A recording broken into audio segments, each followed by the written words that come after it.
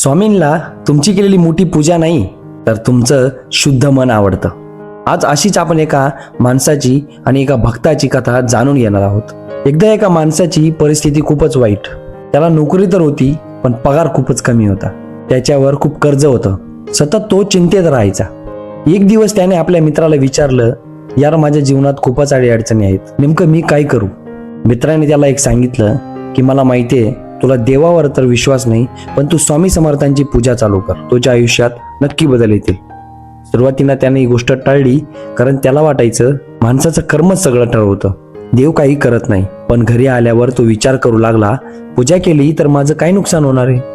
दुसऱ्या दिवशी तो दुकानात गेला. एक सुंदर स्वामींची मूर्ती विकत त्याने आणली.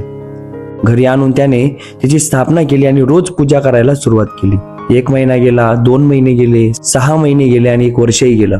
तो मनापासून प्रार्थना करत होता, पण त्याच्या आयुष्यात काय बदल होत नव्हता. कधी कधी त्याला रागही यायचा. 2 वर्षे अशीच गेली. एके दिवशी तो दुसऱ्या मित्राकडे गेला. तो मित्र म्हणाला, तू स्वामी समर्थांची पूजा बंद कर आणि देवीची पूजा चालू कर, तुझं नशीब नक्की बदलेल. त्याने तेही मान्य केलं. बाजारातून काली मातेची मूर्ती आणली आणि घरात स्थापना केली. स्वामींची मूर्ती कपाटात ठेवून दिली आणि काली मातेची पूजा सुरू केली. पण काही महिने गेले तरी त्याच्या जीवनात काही बदल नाही झाला. एके दिवशी त्याच्या मनात विचित्र विचार आला. तो म्हणाला, मी जेव्हा काली मातेला अगरबत्ती लावतो तेव्हा धूरवर जातो, म्हणजे वर ठेवलेले स्वामींना पण जात असेल.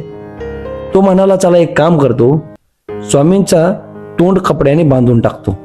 तो कपडा घेऊन शिडीवर चढला. जसा तो स्वामींच्या मूर्तीचा तोंड बांधायला गेला, अचानक स्वामी प्रकट झाले आणि त्याचा हात पकडला. तो माणूस घाबरला. म्हणाला, स्वामी मी 2 वर्षापासून तुमच्या पूजा करतोय, तेव्हा तुम्ही तेव्हा नाही पण आत्ता आले. स्वामी हसले आणि म्हणाले, मी आज आलोय कारण आज तुला खऱ्या अर्थाने विश्वास झाला की मी आहे. आजपर्यंत तू माझ्या मूर्तीची पूजा करत होता, पण आज तुला वाटलं की वरती देव बसला आहे आणि तो सगळं बघतो.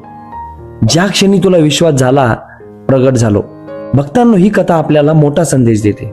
स्वामींना मोठ्या पूजा किंवा मोठी विधी नाही लागतो, तो लागतो म्हणजे खरा विश्वास आणि तुमची भावना. स्वामी म्हणतात, जशी भावना तसेच अनुभव.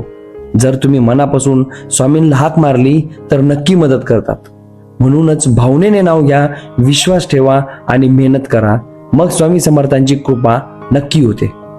बरं, अशाच कहाणी, अशाच कथा ऐकून घेण्यासाठी आपल्या चॅनलला सबस्क्राईब करायला विसरू नका.